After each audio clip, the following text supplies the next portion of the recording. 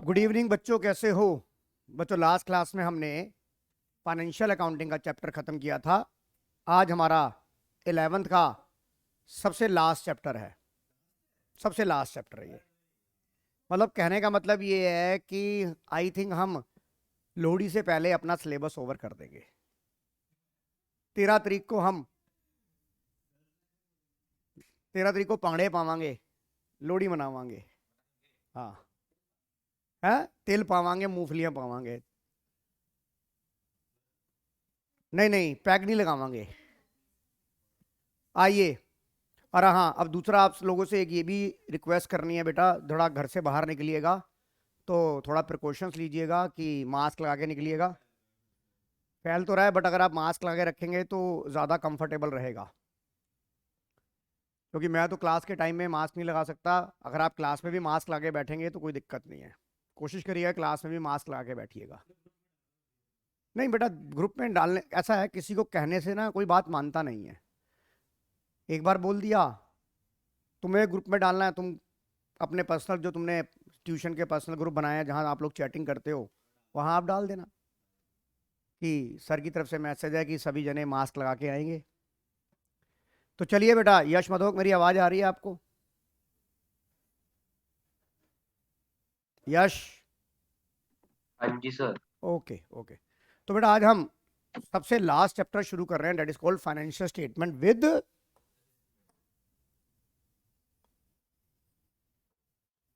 Adjustment. Right. अब ये adjustment क्यों करते हैं, ये एडजस्टमेंट क्यों करते हैं? आपको एक छोटा सा मैं एग्जांपल देता हूं। हमने चैप्टर नंबर 3 में 2 कॉन्सेप्ट पढ़े थे। सबसे पहले मैं आपको रिकॉल करना चाहूंगा कि हमारी 3 बेसिक फंडामेंटल अजम्पशन थी। क्या थी? 3 बेसिक फंडामेंटल अजम्पशन। कोई मुझे बताएगा कि 3 बेसिक फंडामेंटल अजम्पशन कौन कौन सी थी वो? Very good, going concern. Shri ने बोला गोइंग कंसर्न। प्रूडेंस। नहीं, प्रूडेंस नहीं थी। Accrual, accrual. Very good, accrual. No sir, accrual. And third basic fundamental assumption is consistency. 3 हमारी बेसिक फंडामेंटल अजम्पशंस थी। क्या थी? 3 हमारी, हमने चैप्टर नंबर 3 में हमने 3 बेसिक फंडामेंटल अजम्पशन करी थी। बेसिक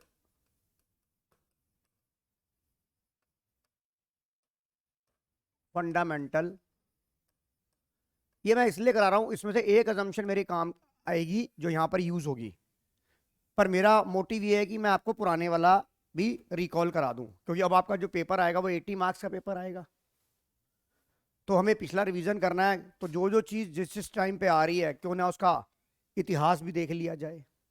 2 फायदे होंगे इससे, हमारा पिछला भी रिवीजन हो जाएगा और इस चैप्टर की जो पकड़ है और वो ग्रोथ। अच्छा हाँ, एक काम और करना बेटा, जो भी ऑफलाइन वाले बच्चे हैं, जो भी बेटा पानी पियो, मैं पानी पीने के लिए मना नहीं कर रहा, प्लीज अपने गिलास जो है वो डस्टबिन में थ्रो करके जाओ।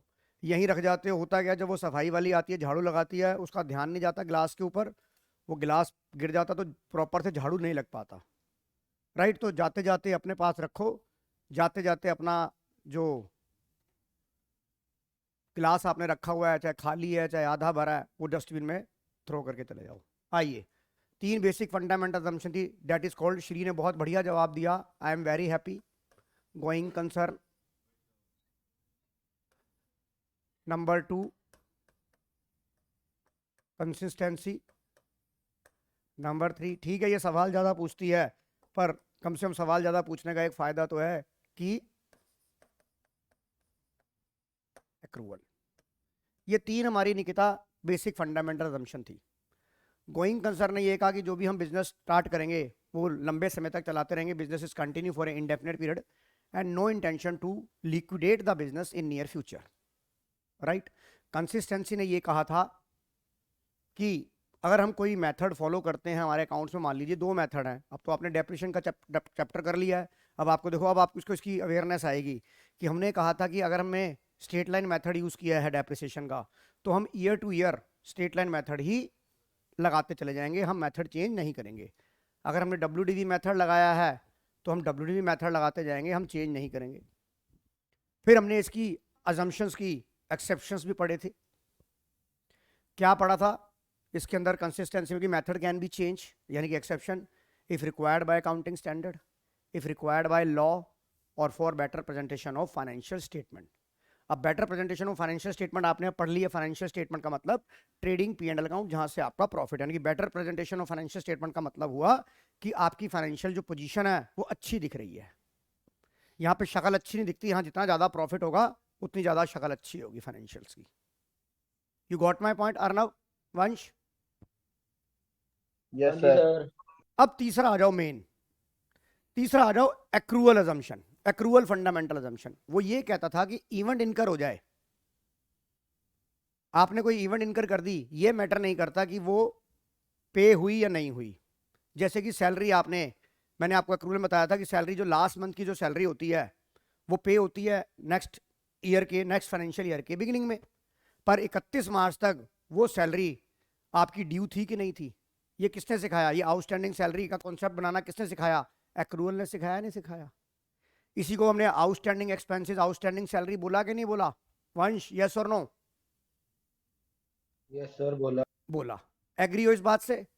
तो जो फाइनेंशियल स्टेटमेंट में जो एडजस्टमेंट होती है उसमें एक्रूअल प्लस एक कॉन्सेप्ट और लगता है, accrual plus matching. Accrual plus, accrual ने ये सिखाया कि इवेंट इनकर हो गई, राइट, इवेंट इनकर हो गई, इसे आपने रिकॉर्ड करना है। अब इसको हम मैचिंग के साथ भी कोरिलेट करेंगे, इसको हम मैचिंग के साथ भी कोरिलेट करेंगे। कैसे कोरिलेट करेंगे?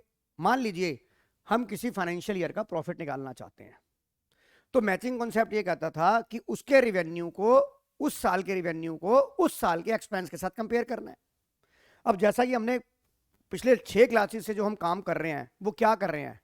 रिवेन्यू को एक्सपेंस के साथ कंपेयर कर रहे हैं कि नहीं कर रहे? हम रिवेन्यू को एक्सपेंस के साथ कंपेयर कर रहे हैं कि नहीं कर रहे यशमदोक? हाँ जी सर। जब आपने डायरेक्ट रिवेन्यू को डायरेक्ट एक्सपेंस के साथ कंपेयर किया तो वहां से एक चीज जनरेट करके आई, या तो ग्रॉस रेवेन्यू, ओ सॉरी ग्रॉस प्रॉफिट या ग्रॉस लॉस निकल के आया कि नहीं आया?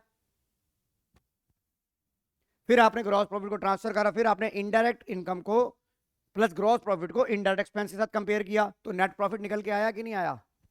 तो वहां पर प्रांशु हमने क्या किया था, वहां पे हमें कोई एडजस्टमेंट नहीं दे रखी थी, तो हमने ये माना कि ये जितने भी रिवेन्यू है, ये जितने भी रिवेन्यू है और जितने भी एक्सपेंस हैं, ये उसी फाइनेंशियल ईयर के हैं जिस फाइनेंशियल ईयर की हम बुक्स बना रहे हैं। सर क्या मतलब? जो आपने लास्ट का सेंटेंस बोला वो हमें समझ नहीं आया, फिर मैं दोबारा आपको एक बार इलैबोरेट करता हूं इसको। देखिए, हमने कल या परसों में जितने भी सवाल कर रहे थे, हमने लास्ट में लिखा था trading and P and L account, trading and P and L account for the year ended 31 मार्च 20। ये लिखा था नहीं लिखा था? ये लिखा था कि नहीं लिखा था? हाँ जी, वंश लिखा था? वंश, आहूजा, रिदिमा? Yes sir. लिखा था। इसका मतलब फॉर द ईयर एंडेड का मतलब क्या होता है कि श्री, जो बुक्स मैंने फर्स्ट, जो मेरा ट्रायल बैलेंस, एक जो मैंने ट्रायल बैलेंस बनाया था, वो भी मैंने एक ट्रायल बैलेंस जो मैंने बनाया था जिसके बिहाफ पर मैं ये बना रहा हूं, तो ये ट्रांजैक्शन कौन से साल की थी? 1/4/19 से लेकर 31/3/20 तक। इस अकाउंटिंग पीरियड की, इस अकाउंटिंग पीरियड की थी कि नहीं थी? ये पूरे साल की अकाउंटिंग पीरियड की थी कि नहीं थी? तो जब मैंने ट्रेडिंग अकाउंट बनाया, जब मैंने ट्रेडिंग अकाउंट बनाया तो मैंने यहाँ जो रिवेन्यू लिया वो 19-20 का रिवेन्यू लिया, क्योंकि मैं 31/3/20 यानी कि 19-20 का प्रॉफिट, 19-20 अकाउंटिंग पीरियड का प्रॉफिट निकालना चाहता हूँ।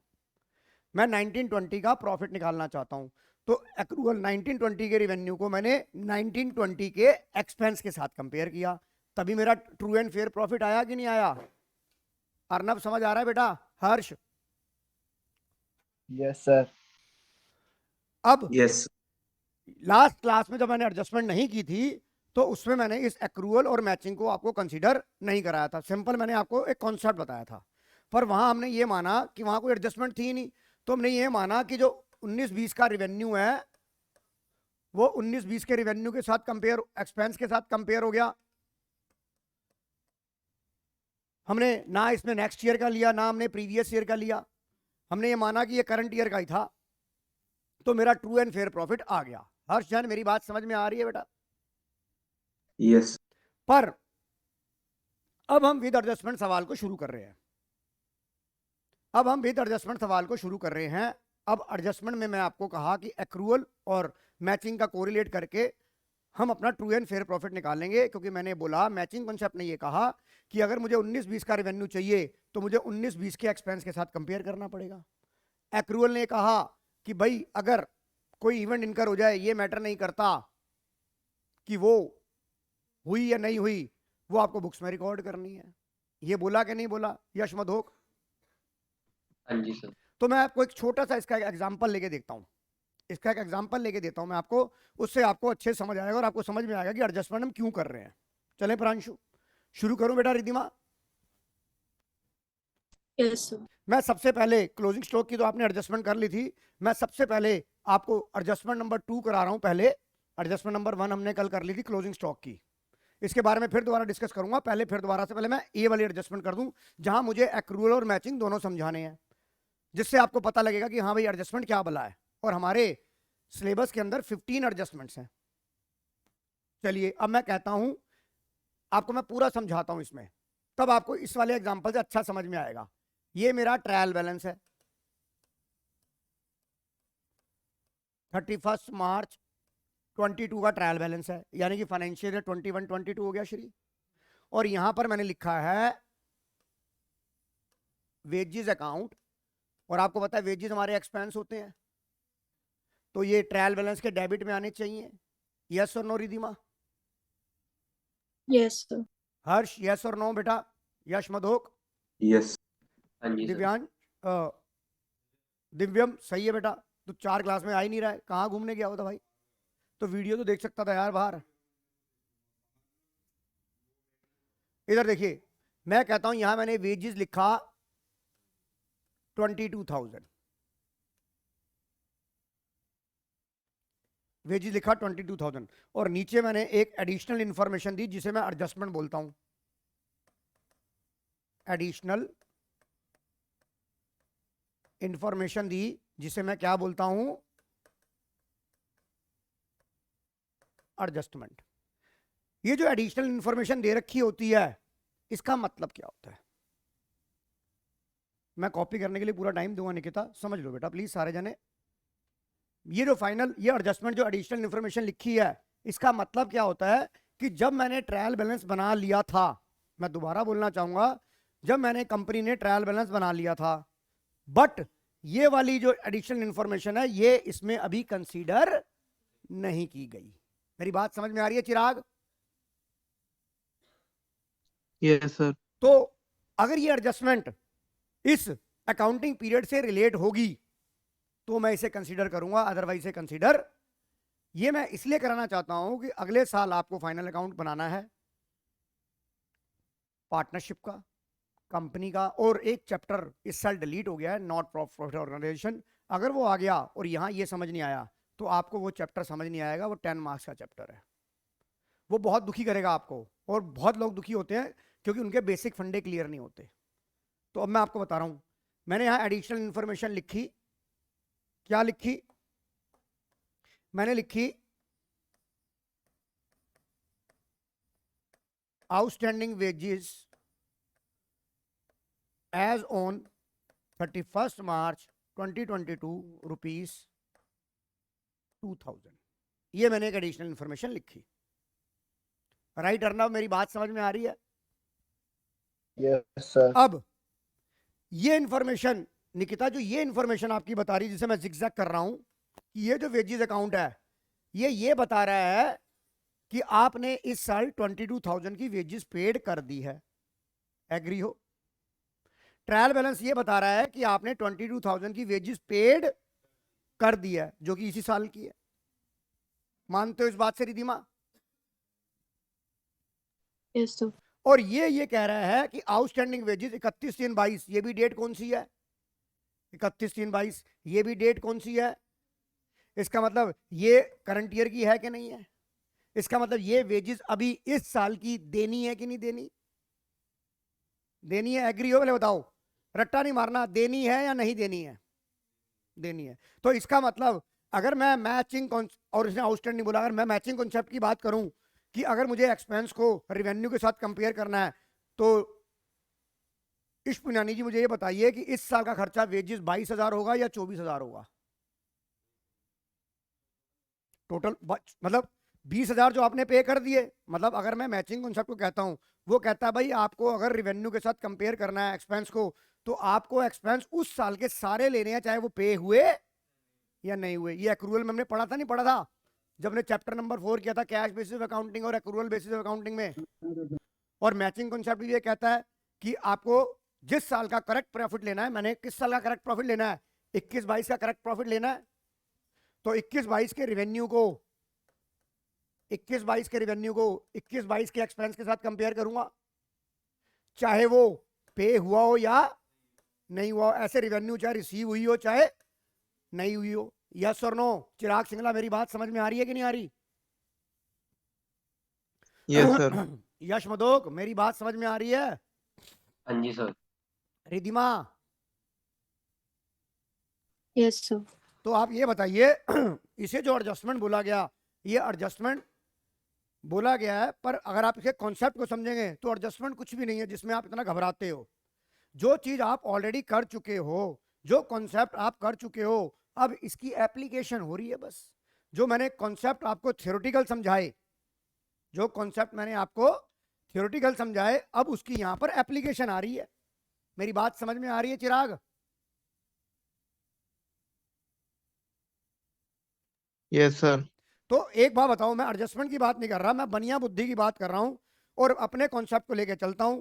ट्रायल बैलेंस का वेजेस ये बता रहा है कि आपने 22,000 वेजेस इस साल में पे कर दिए हैं, और एडिशनल इन्फॉर्मेशन ये कह रहा है कि ये 31/3/22 को 2,000 रुपए आउटस्टैंडिंग वेजेस है जो इसमें कंसीडर नहीं की गई है। एडिशनल इन्फॉर्मेशन का मतलब ये है कि जो मैं इंफॉर्मेशन लिख रहा हूं, अगर वो इस साल से रिलेट है पर वो इस ट्रायल बैलेंस में कंसीडर नहीं की गई है, पर ये 31/3/22 की है, तो बताइए इसे मैं कंसीडर करूंगा कि नहीं करूंगा? तो मेरा जो खर्चा इस साल का 22,000 जो मैंने पे कर दिया और 2,000 जो मैंने अभी पे नहीं किया, टोटल खर्चा तो मेरा 24,000 का बुक करना पड़ेगा नहीं करना पड़ेगा, चाहे वो पे हुआ नहीं हुआ। एग्री हो कि नहीं हो? तो तुमको यहाँ पे रटवाया जाता है कि आउटस्टैंडिंग वेजेस आ जाए या आउटस्टैंडिंग लायबिलिटी आ जाए तो उसे उसमें एक्सपेंस को ऐड कर दो और बैलेंस शीट में लायबिलिटी साइड में लिख दो। यही रटवाया गया है। लॉजिक समझ आ गया कि नहीं आ गया? निकिता लॉजिक समझ आ गया कि नहीं आ गया? दिव्यम लॉजिक समझ आ गया? चिराग लॉजिक समझ आ गया कि नहीं आ गया? यश, हाँ जी sir. Yes, sir. Ridhima logic समझ आ गया? Sir. और ये कहा जाता है हर बार हर्ष जैन कि एडजस्टमेंट दो जगह जाती है, या तो ट्रेडिंग में जाएगी या पीएनएल में जाएगी और बैलेंस शीट में जाएगी। तो अगर मैं इसकी एडजस्टमेंट का आंसर लिखूंगा तो मैं आंसर क्या लिखूंगा? अगर मैं ट्रेडिंग अकाउंट बनाता हूं, ये लीजिए मैंने दो चीज बनाया, ये ट्रेडिंग और पीएनएल अकाउंट है और ये मेरी बैलेंस शीट है। इधर देखो, इधर देखो पहले आप। अब वेजेस जिसकी भी एडिशनल इन्फॉर्मेशन होगी पहले उस पर हम स्टार लगा लेंगे, इसका मतलब इसके ऊपर मुझे एडिशनल सोचना है, एक्स्ट्रा दिमाग लगाना है। तो जिसके ऊपर भी मेरे को एक्स्ट्रा दिमाग लगाना है वो मैं इनर कॉलम में लिखूंगा। तो मैंने ट्रेडिंग अकाउंट में वेजेस यहाँ आता है कि नहीं आता? मैं सिर्फ उसी की बात कर रहा हूँ। मैं इनर कॉलम में लिख रहा हूँ 22,000 रुपए, लिख दिया मैंने। यस और नो? ये वाला 22,000 ये वाला आ गया कि नहीं आ गया? रिधिमा अगर बिना एडजस्टमेंट के होता तो वेजेस यहाँ आता कि नहीं आता? Yes, sir. यश मधोक आता कि नहीं आता? हाँ जी सर।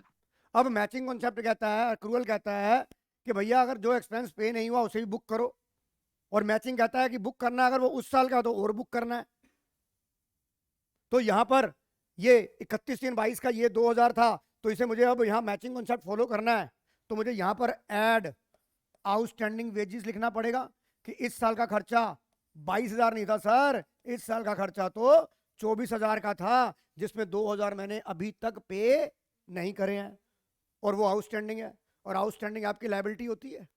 तो यहाँ जब मैंने बैलेंस शीट बनाई तो यहाँ पे मुझे आउटस्टैंडिंग वेजेस 2,000 रुपये लिखना पड़ेगा कि नहीं लिखना पड़ेगा? लिखना पड़ेगा। एग्री हो? अब बताओ पूरे के पूरा वंश आहूजा सिनेरियो समझ आ गया कि नहीं आ गया? आ गया सर। इसे बोलते हैं यार एडजस्टमेंट। बताइए एडजस्टमेंट है? ये तो सिर्फ कॉन्सेप्ट है। मैंने उस कॉन्सेप्ट को एप्लीकेशन तो दिया उसको। Yes sir. बता कोई मुश्किल है क्या? लग तो नहीं रहा सर अभी। फिर क्यों काहे घबराते हो भाई तुम?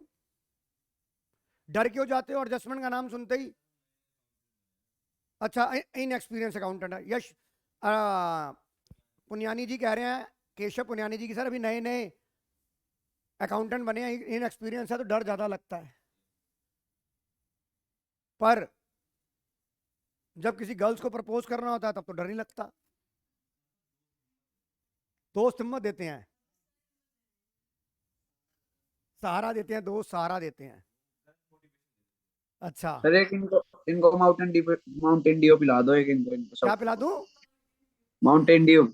उससे क्या होगा? डर के बाद जीत है। हाँ सर। ओके, तेरी बात मानी जाएगी। अगली बार अपने गांव से आएगा ना, माउंटेन ड्यू की एक पेटी रख लाइयो। सर मैं रेड बुल की रख लाऊंगा। और बताओ है, क्या कह रहा है तू? सर, रेड बुल की ले आऊं पेटी? रेड बुल की ले आइयो। ठीक है सर। चलो, ये बात समझ में आ गई। तो इसका मतलब इस साल का खर्चा ये कंफर्म हो गया कि मैचिंग कॉन्सेप्ट फॉलो हो गया कि 20,000 खर्चा नहीं था, 24,000 था। हाँ जी, अच्छा, वाह। मेरी बात अब ये कॉपी करो आप, अब ये कॉपी करो, अब ये कॉपी करो, अब ये कॉपी करो दिव्यम।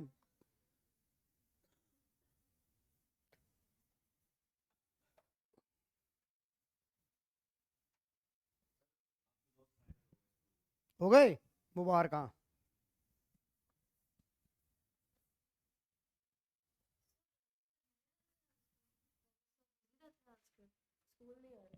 बेटा आज उनको बुखार था, आज 3 दिन से तो ना, परसों तो थे स्कूल में।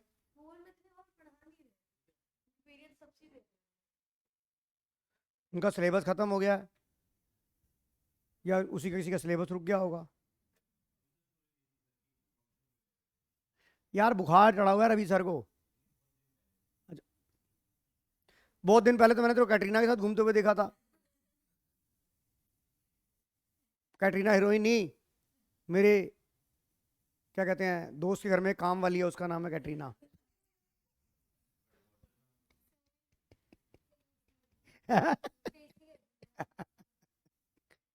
नहीं सही में, मैं एक बच्चे को पढ़ाने जाता हूँ, हम उसकी मेड का नाम है कैटरीना। मैं कहा है, कह रहा कैटरीना सर के लिए चाय लाओ। मैं कहा है भाई तुमने कैटरीना रखी हुई है?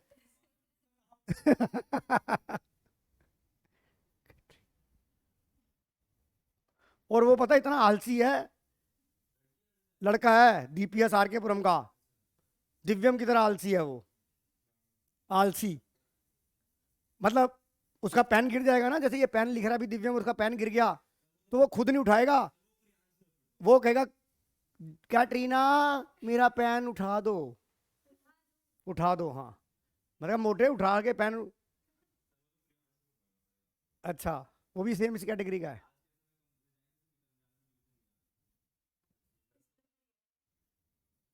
कॉपी करो ये। रिद्धिमा ये बात समझ आ गई कि नहीं आ गई? यश मधोक? Yes, sir. हाँ जी सर। अच्छा, अब देखो मैं तुमसे अगर थोड़ा सा, तुम्हें देखो कैसे पता लगेगा कि एडजस्टमेंट का कितना बड़ा रोल है इसके अंदर।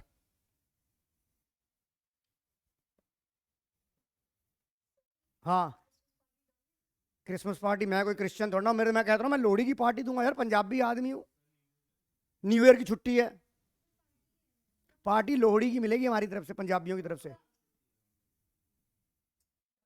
हाँ हाँ, और नहीं तो। अरे 13 तारीख की नहीं होगी, 14 को कर लेंगे, 12 को कर लेंगे, मकर संक्रांति मना। अच्छा तू यानी वे जल्दी लिखी से। हर्ष जैन मेरी बात समझ में आ गई कि नहीं आ गई? हर्ष मेरी बात समझ में आ गई कि नहीं आ गई? Yes, sir. अच्छा अब इधर देखो, अगर ये मैं पूरा इरेज कर रहा हूं, इधर देखिए, ये मैं एक चीज अब और लिख रहा हूं, देखिए ये आपके 12th में बड़ी काम आएगी, हालांकि थोड़ी एडवांस लेवल पे लेके जा रहा हूं। ये ट्रायल बैलेंस है, यहाँ ये जो ट्रायल बैलेंस है ये 31/3/22 का है। जो भी मैं बात कर रहा हूं, मैंने टीवी लिखा मतलब ट्रायल बैलेंस, और यहाँ मैंने वेजेस लिखा 22,000 रुपए, और मैंने एडिशनल इंफॉर्मेशन लिखा outstanding wages as on 31 March 21, that is rupees 2000. अब हम बुक्स कौन से साल की बना रहे हैं बेटा? 21 22 की बना रहे हैं बेटा मधोक। जी सर। और ये खर्चा कौन से साल का था जो आउटस्टैंडिंग है? 2021 का है कि नहीं है? जी सर। तो जब मैंने 2021 की बैलेंस शीट बनाई होगी उसे मैंने वहां कंसीडर कर लिया होगा। जी सर। तो इसे यहां पर मैं कंसीडर नहीं करूंगा, क्योंकि मैंने क्या कहा, मैचिंग कॉन्सेप्ट ये कहता है कि रिवेन्यू को उसी साल के एक्सपेंस के साथ कंपेयर करना है जो उस साल के थे, चाहे वो पे हुए। पर ये एक्सपेंस तो लास्ट ईयर का था कि नहीं था? लास्ट ईयर बोले या क्या बोलूं, प्रीवियस ईयर। बेटा मैं बेसिकली फोकस करना चाहता हूं कॉन्सेप्ट के ऊपर, मैं आपको बेसिकली फोकस करना चाहता हूं कॉन्सेप्ट के ऊपर। जो मैं मैचिंग कॉन्सेप्ट की बात कर रहा हूं वो चीज समझाना चाहता हूं। वंश मेरी बात समझ में आ रही है? यार कोई बोलता ही नहीं है यार। रिधिमा समझ आ रहा है बेटा? Yes, sir. इसका मतलब निकिता, ये जो एडजस्टमेंट मुझे एडिशनल इंफॉर्मेशन दे रखी है इस फाइनेंशियल ईयर में, इस फाइनेंशियल बुक्स में कंसीडर नहीं करेंगे। ये मेरे लिए इररेलेवेंट है, ये मेरे लिए इररेलेवेंट है। तो इसका मतलब ये जो वेजेस है ये खाली ट्रेडिंग अकाउंट में आ जाएगा। निकिता मेरी बात समझ आई? जो मैं कहना चाहता हूं, जब इस बात की रेलेवेंट नहीं है तो मेरा वेजेस, इसका मतलब है कि जो 22,000 पे करा है वही इस साल का खर्चा था जो मैंने बुक कर दिया। दिव्यम मेरी बात समझ में आ रही है? ये डेट से समझ आ गया कि नहीं आ गया? अरे वो यहां बताएगा ना यार, ये बता नहीं रहा। यहां तुझे ट्रायल बैलेंस पे डेट नहीं दे रखी होगी। अर्नब शौकीन, वंश आहूजा समझ आ गया कि नहीं आ गया? यश मधोक आ गया सर, आ गया। अब बता, कोई मुश्किल है क्या? मैंने क्या कहा था आपको? मैं ऐसे कराता जाऊंगा, निकालता चला जाऊंगा आपको। प्रांशु कोई दिक्कत? हाँ अर्नब बोलो। सर कोई दिक्कत नहीं है। ओके धन्यवाद, thank you for your instant response. Welcome sir. Okay आइए अब देखिए, अब ये जो मैंने एडजस्टमेंट ये वाली लिखी थी, इसे और कैसे एग्जामिनर जो है लैंग्वेज चेंज करके पूछ सकता है? कराऊं मैं? अब बताओ, ये एडजस्टमेंट समझ आ गई? एडजस्टमेंट क्या है? हमारी जो एप्लीकेशन है उसमें मैचिंग और अक्रूवल को हमने उसकी एप्लीकेशन को इंप्लीमेंट कर दिया, और कुछ भी नहीं है ये। तभी तभी तो आपका ट्रू एंड फेयर प्रॉफिट आएगा। राइट रिधिमा, समझ आ रहा है? Yes, sir. अब इसको एग्जामिनर और कैसे पूछ सकता है ये देखिए। मैं इसको और किस तरह से पूछ सकता हूं, मैंने यहां पर एक बनाया trial balance.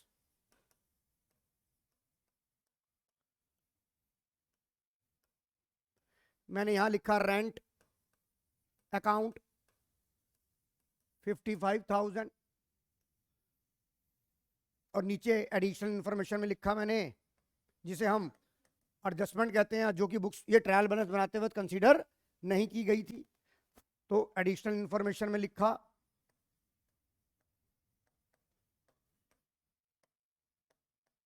Rent paid for 11 months, rent paid for 11 month।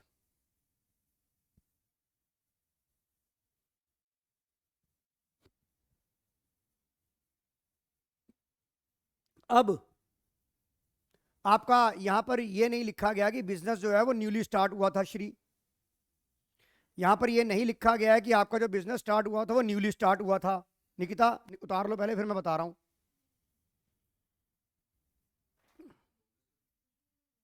नहीं यार मेरे गले में खराश है यार अभी। अच्छा वो तो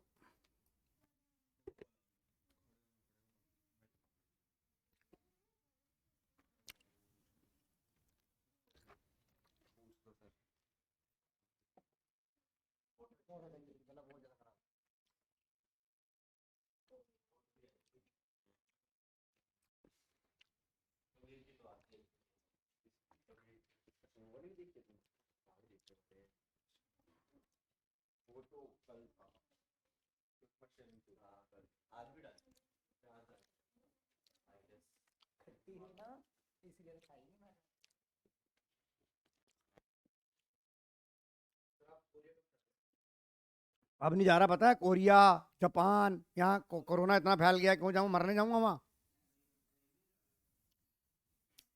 अब आप ये बात समझो, अब मैंने आपको क्या बोला, इधर ध्यान से सुनो दिव्यम, ये रेंट अकाउंट मैंने ये बोला ये पे हो चुका है, यहाँ क्या लिखा है कि रेंट पेड फॉर, हमारा अकाउंटिंग पीरियड 12 महीने का होता है, हमने पढ़ा था ये बाय डिफॉल्ट 12 महीने का होता है कि नहीं होता वंश आहूजा?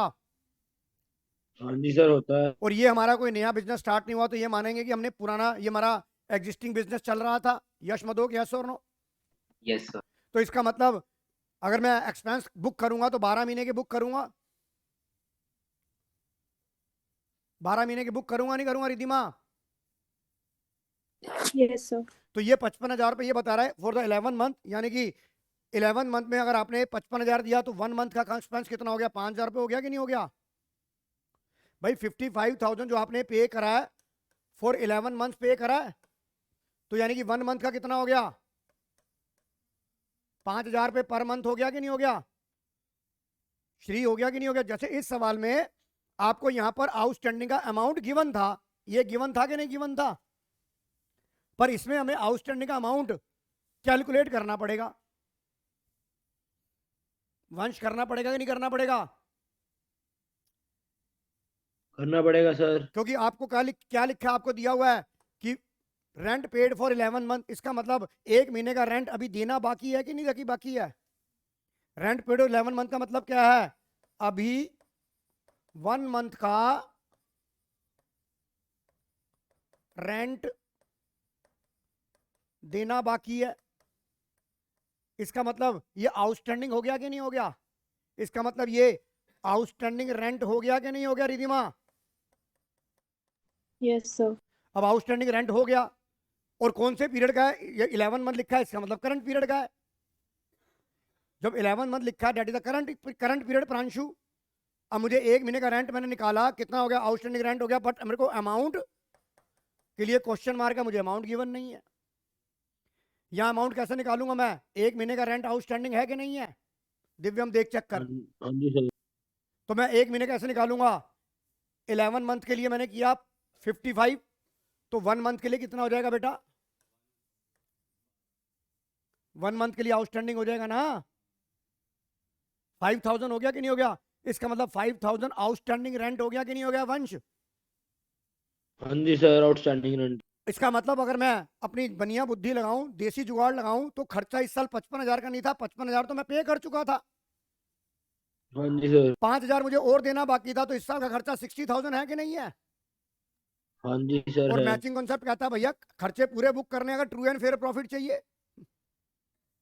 हाँ जी सर। तो क्या करूंगा? जब इसका आंसर दूंगा, अब ये रेंट है, ये कौन से अकाउंट में आता है? P&L अकाउंट में आता है कि नहीं आता? हाँ रेंट अवर इनडायरेक्ट एक्सपेंसेस, यस और नो? Yes sir.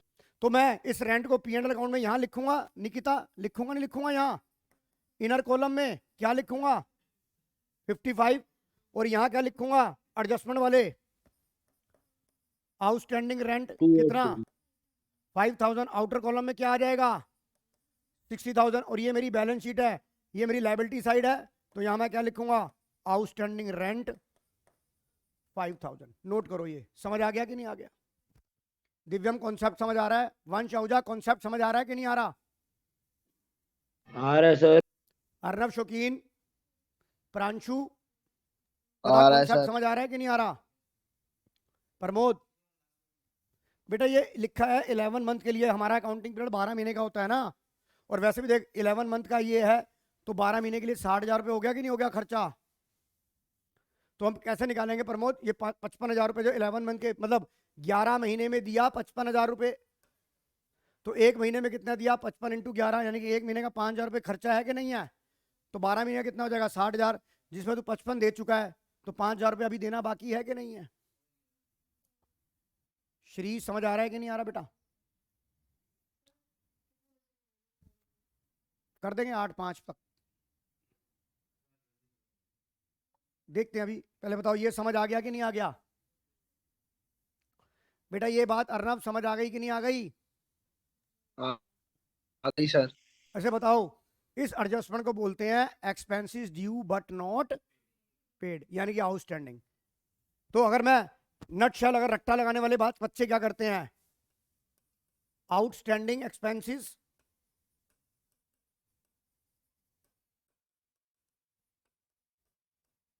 एक्सपेंसेस, यानी कि इसे क्या बोलते हैं, expenses due but not paid. तो अगर कोई रट्टा लगाना चाहे तो कैसे लगाएगा,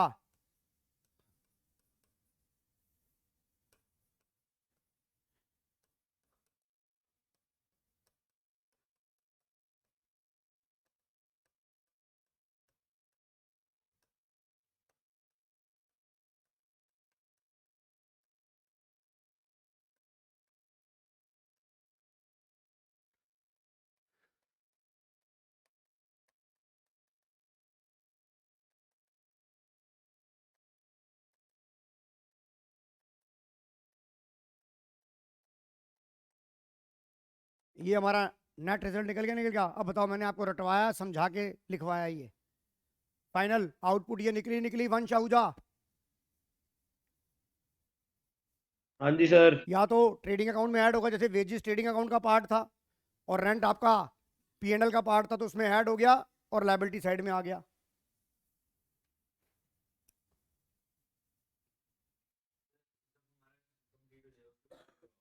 रिवीजन हाँ करा दूंगा, डेप्रिसिएशन। वंश डिस्टरबेंस आ रही है क्या? अच्छा सर मेरे एंड पर डिस्टर्बेंस। ओके ओके, पीछे कहीं गाड़ी में बैठा है या किसी होटल में बैठा है या शादी में बैठा है? मैंने सर घर घर पर ही हूँ सर। पर क्या वो ढोल ढमाके बज रहे हैं? सर मेरी बहन पास में बैठी है, ईयरफोन लगा रखे हैं उसने, बट बाकी मम्मा आ जा रही है तो। चल कोई बात नहीं, तेरे को ये समझ आ गया कि नहीं आ गया ये? हाँ जी सर आ। फाइनल आउटपुट समझ आ गया रिधिमा? Yes, sir. कोई दिक्कत है तो बता, मैं समझाऊं। यश मधोक, आगे सर। अर्नब शौकीन, आ गया सर, कोई और- दिक्कत नहीं है। ऑफलाइन वाले दिव्यम। तो यानी कि अभी तक हमने 2 एडजस्टमेंट करी। एक काम करो, सबसे जो आपके कॉपी के लास्ट 3 पेज है, लास्ट 3 पेज है, उस 3 पेज पे एडजस्टमेंट नंबर 1 वहां एक ब्रीफ में लिख लो। सबसे लास्ट के 3 पेज ले लो कॉपी के, ताकि कभी भी एडजस्टमेंट एक साथ कंपाइल करनी हो तो आप देख लो। राइट, मेरी बात समझ में आ रही है रिवीजन के लिए? तो पहली एडजस्टमेंट हमने कल कर ली थी, क्लोजिंग स्टॉक। इसका आंसर क्या होगा? 2 जगह जाएगी, या तो जाएगी इस तरह बना लो, ट्रेडिंग एंड पीएनएल अकाउंट और बैलेंस शीट। तो क्लोजिंग स्टॉक को क्या लिखते हो, यहां पर क्या लिखोगे? Credit side of trading account और asset side of balance sheet. ये तरीका ज्यादा बढ़िया है कि नहीं है? कंपाइलेशन हो गया कि नहीं हो गया? वंश सही है ना ये?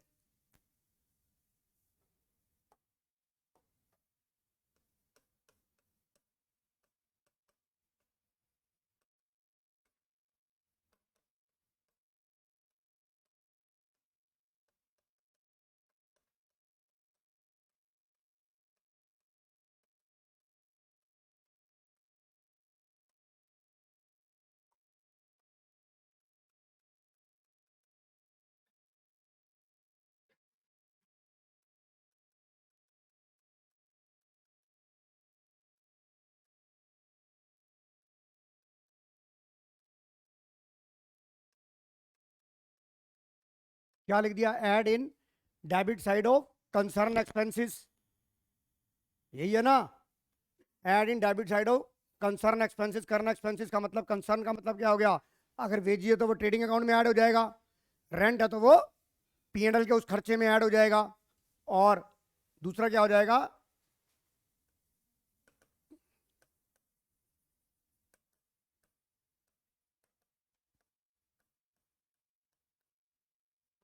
बताइए, ये बात समझ में आ गई कि नहीं आ गई? जब हम एडजस्टमेंट करते जाएंगे, उसका फाइनल रिजल्ट जो हमने लास्ट के 3 पेज छोड़े हैं वहां करते जाएंगे। निकिता, इज इट राइट बेटा? ये तरीका सही रहेगा ये? श्री, बढ़िया रहेगा ये?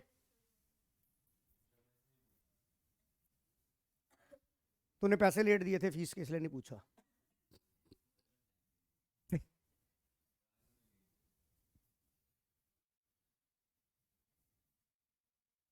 दो एडजस्टमेंट हो गई देखिए आपकी।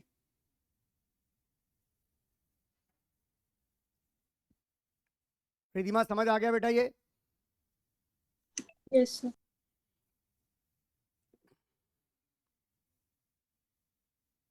वंश कोई डाउट?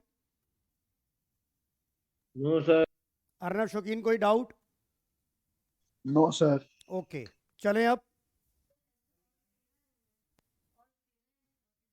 यस यस यस, अरे दो तो हो गई यार, इतनी जल्दी हो जाएगी? सिर्फ एक ही में टाइम लगेगा। डेट इज बैड डेट्स, बड़ी गंदी है यार वो। बैड क्योंकि बैड है, बैड का मतलब क्या होता है? बुरी। तो जो अंग्रेजी में बुरी है तो अकाउंट्स में कैसे अच्छी हो जाएगी वो? और बैड डेट्स का मतलब क्या होता है? कि जो पैसा मेरा डूब गया। आइए आइए अब देखिए, ये हमने चैप्टर नंबर थोड़ा सा जो मैंने बोला उसको एक बार आपको समझा भी देते हैं। की टर्म्स ऑफ दिस चैप्टर मैंने क्या बोला था? एडजस्टमेंट एंट्री का मतलब क्या होता है? Transaction which were not recorded in earlier will be recorded now. Record कर लिया हमने। मेरी बात समझ में आ रही है? Closing stock, at the end of every accounting year there is some stock goods which are not sold, उसे हम क्लोजिंग स्टॉक बोलते हैं। और हमने इससे बताया कि ये ट्रेडिंग अकाउंट में आएगा। और आपके लिए यहाँ पर एक प्रूडेंस कॉन्सेप्ट भी अप्लाई होगा, कॉस्ट और market value which ever is lower. ये हम पिछले चैप्टर में कर चुके हैं जब हमने विदाउट एडजस्टमेंट का चैप्टर किया था। वंश आहूजा किया था नहीं किया था? किया था सर। तो ये क्या लिखा है? At the end of the it is known as closing stock, it is always valued at cost price और market price which ever is less. या लल्ले पागल हो गया है क्या? लोअर। रिधिमा समझ आ गया बेटा ये? Yes, sir.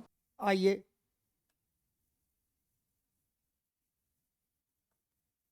अब जरा एडजस्टमेंट की इंपॉर्टेंस पढ़ लीजिए आप। अब जरा एडजस्टमेंट की इंपॉर्टेंस पढ़ लीजिए। In accounting we follow the accrual concept. जरा एक बार ये जो पैराग्राफ आया है, in the accounting we follow the accrual concept and according to this concept there may be some income and expenses which are still to be brought into the books of account। अभी हमने सिर्फ expense के बारे में बात करी वंश आहूजा। जी sir.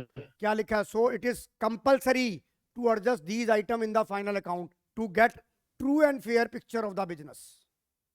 तभी तो ट्रू एंड फेयर पिक्चर आएगी। आपका एक्सपेंस जो था वो फर्स्ट केस में वेजेस जो थी वो 22,000 नहीं थी, 24,000 थी। अगर हम 22,000 बुक करते तो हम एक्सपेंस को कम बुक करते, जबकि एक्सपेंस मेरा 24,000 का था, तो ट्रू एंड फेयर प्रॉफिट नहीं आएगा। यशमदोक मेरी बात समझ में आ रही है? हाँ जी sir. Is there any which are not correctly stated in the trading and P&L account or the balance sheet, then these records will not show real profit or loss in the financial position of the business। बताओ समझ आ गया कि नहीं आ गया? अब adjustment क्यों करते हैं? क्यों करते हैं? Need for importance of adjustment to know the actual profit of the business, to know the actual financial position of the business, to know the actual value of assets and liability। अभी मैं इसके बारे में discuss करूंगा। to record the unrecorded assets and liability, अभी इसके बारे में डिस्कस करूंगा। अभी फिलहाल हमने इन दोनों के बारे में डिस्कस किया है। अभी वंश समझ आ रहा है कि नहीं आ रहा? आ रहा है sir. to record the outstanding expenses income, to rectify the error, to make the provision, ये भी करेंगे। यही है सबसे मुश्किल, मतलब bad debts, provision for debt, यही सबसे मुश्किल है हमारे। अरे प्रोविजन फॉर टैक्स नहीं, प्रोविजन फॉर डाउटफुल डेट बताऊंगा यार। रिधिमा मेरी बात समझ में आ रही है कि नहीं आ रही? Yes, sir. अब आ जाओ। सबसे पहले हमने करी ट्रीटमेंट ऑफ क्लोजिंग स्टॉक। मैंने आपको बताया यहाँ पर कि क्लोजिंग स्टॉक आपको ट्रायल बैलेंस के नीचे दिया होगा, तो ये दो जगह जाएगा। बट अगर ट्रायल बैलेंस में नहीं, अगर क्लोजिंग स्टॉक आपको ट्रायल बैलेंस में दिया है तो वो सिर्फ ट्रेडिंग अकाउंट में नहीं आएगा, क्योंकि वहां पर ये क्लोजिंग स्टॉक एडजस्ट हो चुका होता है। अभी अभी बात आपको समझ नहीं आएगी, एक बार फाइनल अकाउंट कर लेंगे फिर मैं आपको अच्छे से समझाऊंगा। अर्नब वंश समझ में आ रहा है? Yes, हाँ sir. जी तो सर। आप इसे कंसीडर करेंगे, ये छोड़िए, आप इसे देखेंगे। ये जो ये वाली पिक्चर है, ये देखिए, ये है, इधर देखिए, ये closing stock if given in adjustment, तो ट्रेडिंग अकाउंट के कौन सी साइड में आया? क्रेडिट साइड में आया। और बैलेंस शीट में कौन सी साइड में आया? पर अगर ये कहां दे रखा है, लाल कर रहा हूं इसे मैं, ये कहां दे रखा है मेरे को, और आपको पता है ट्रायल बैलेंस की आइटम एक ही जगह जाती है, एडजस्टमेंट दो जगह जाती है, तो ये कहां आएगा? सिर्फ सिर्फ only only only in the balance sheet at side. लिखो, उतारो, ये भी क्लोजिंग स्टॉक के बारे में उतारो। ये वंश समझ आ गया कि नहीं आ गया? आ गया सर।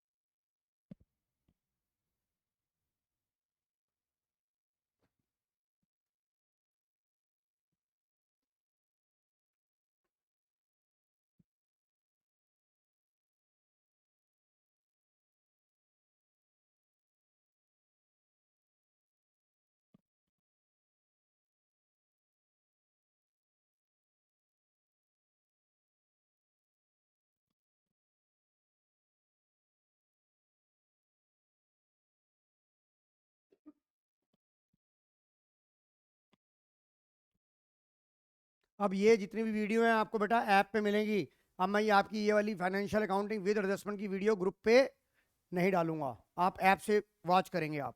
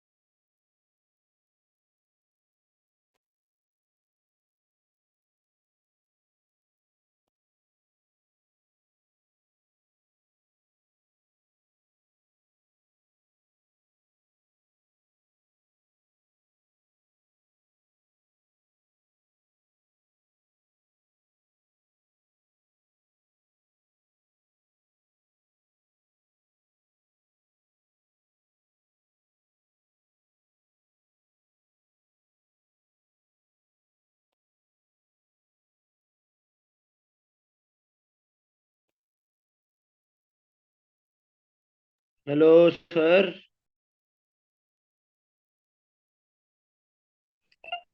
क्लास खत्म हो गया सर? सर क्लास ओवर हो गई क्या?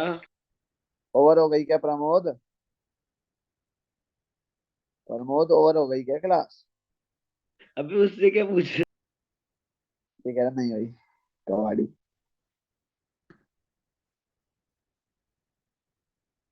Hello sir, sir, sir. बेटा आ गया ये अर्नव, अर्नव आ गया ये। यस सर, आप कहाँ चले गए थे? हम आपको ढूंढ रहे हैं इतनी देर से फोन पे। आ जाओ। अब ये देखो, अब मैं यहाँ पर आपको एक चीज समझा रहा हूँ। ये चीज आपकी एसएफएस में तो बहुत आती है। ये इधर देखो, ये ट्रायल बैलेंस, दिव्यम ट्रायल बैलेंस। अभी मैंने आपको बताया, इधर देखिए बेटा, अभी मैंने आपको बताया, इधर देखिए, सभी बच्चे इधर ध्यान से देखेंगे। अभी मैंने जो आउटस्टैंडिंग एक्सपेंसेस दिया, इधर देखिए, यहां जो मैंने आउटस्टैंडिंग एक्सपेंसेस दिया, ये कहां दिया मैंने? एडिशनल इंफॉर्मेशन में दिया। वंश आहूजा दिया कि नहीं दिया? हाँ जी सर। पर अगर ये आउटस्टैंडिंग एक्सपेंसेस ट्रायल बैलेंस में दिया होता, अगर ये आउटस्टैंडिंग एक्सपेंसेस ट्रायल बैलेंस में दिया हुआ है, इसका मतलब आउटस्टैंडिंग एक्सपेंसेस बुक्स में कंसीडर हो गया। मेरी बात अर्नब समझ आ रही है कि नहीं आ रही?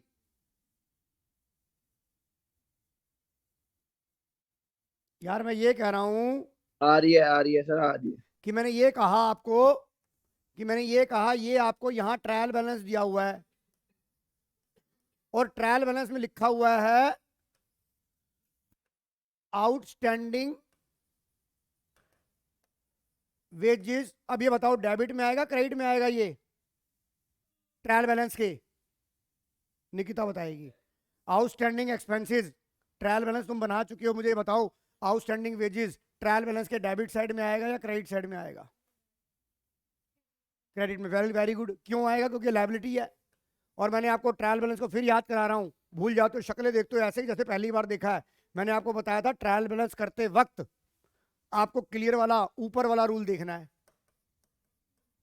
तो आउटस्टैंडिंग एक्सपेंसेस आपकी लायबिलिटी है कि नहीं है? तो इधर देखिए कहां आएगी। क्या कहा था? ट्रायल बैलेंस बनाते वक्त आपको जो आइटमें लेनी है वो किसके हिसाब से कंसीडर करनी है? क्लियर के ऊपर वाले रूल से।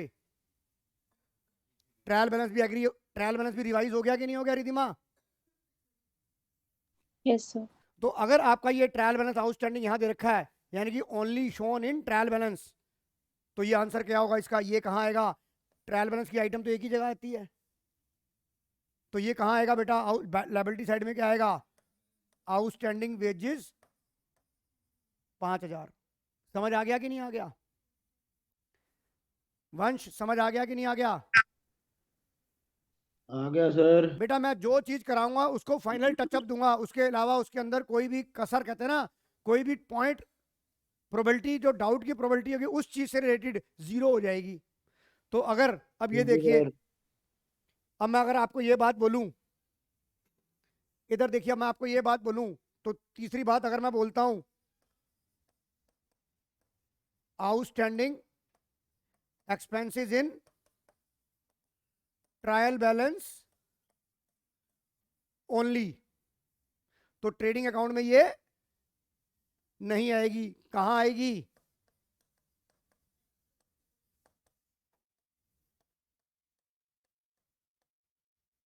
Credit side of balance sheet. Yash Madhok समझ आ गया कि नहीं आ गया? हाँ जी सर। यही तो किया हमने। अरे लायबिलिटी नहीं है ये, सॉरी, मैंने ये क्या लिख दिया, सॉरी सॉरी सॉरी, इसका मतलब तुम लायबिलिटी साइड ऑफ,